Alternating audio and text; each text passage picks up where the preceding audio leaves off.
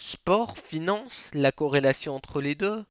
Salut, moi c'est Pana, j'ai 18 ans et je te fais des vidéos sur la finance. Si ça t'intéresse, n'hésite pas à t'abonner. Le rapport entre le sport et la finance, pour moi, c'est vraiment relié à beaucoup de choses. On va d'un côté avoir le stress et puis le dépassement de soi-même. Il se trouve que par moment, on va être vraiment stressé.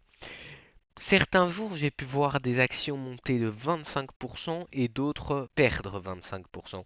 Ces jours-là, il faut surtout pas réagir avec ses émotions. Le sport, je dirais que c'est une manière de dégager ses émotions, les sortir de soi-même. C'est un petit peu spécial.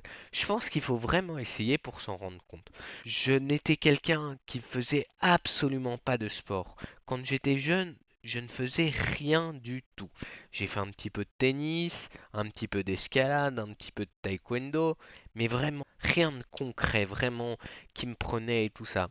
Et puis il y a 1 an et demi à peu près, je me suis dit, même peut-être 2 ans, je me suis dit il faut que ça change. Et là, je me suis vraiment mis au sport. Et je pense avoir aguerri un esprit, une certaine compétitivité dans les choses que je fais. C'est comme un marathon, la vie. C'est vraiment mon avis, je rentre un petit peu dans la philosophie, mais il faut continuer à avancer. Ça a été une étape difficile, j'ai réussi à faire un semi-marathon, j'en étais mais super content. Ça me fait penser, il faut que j'en refasse un dans les jours à venir, ou les semaines à venir. Mais donc le sport et la finance, c'est vraiment la gestion du stress et puis la gestion des émotions. Parfois on va être très fatigué, mais on va quand même devoir continuer dans le sport. Et bien la finance, ça peut être un petit peu similaire. On va, on va avoir envie de continuer, mais il va falloir s'arrêter. C'est là, ce que je dis, c'est tout à fait le contraire. Mais par exemple, on n'a plus de fonds à investir, et ben temporairement, il va falloir s'arrêter. Et je suis actuellement dans cette phase parce que j'ai investi une grande partie de ce que je possède et je ne peux pas me permettre de mettre 100% de ce que je possède en bourse. Mais je dirais que là, je suis un petit peu en stand-by. J'écoute un petit peu, mais je ne suis pas là à me dire il faut que j'investisse dans cette société. Pourquoi? Parce que certes, elle sera peut-être plus lucrative, mais il y a aussi la psychologie derrière du regret qu'il y aurait. Et donc le sport, c'est ça, je trouve. C'est vraiment essayer de ne pas regretter certaines choses et en finance, c'est la même chose. Vendre un actif trop tôt peut nous faire regretter. Le vendre trop tard peut nous faire regretter. Le vendre sur le conseil de quelqu'un qu'on connaît peut aussi nous le faire regretter. Et ne pas le revendre après avoir eu un bon conseil peut aussi nous le faire regretter.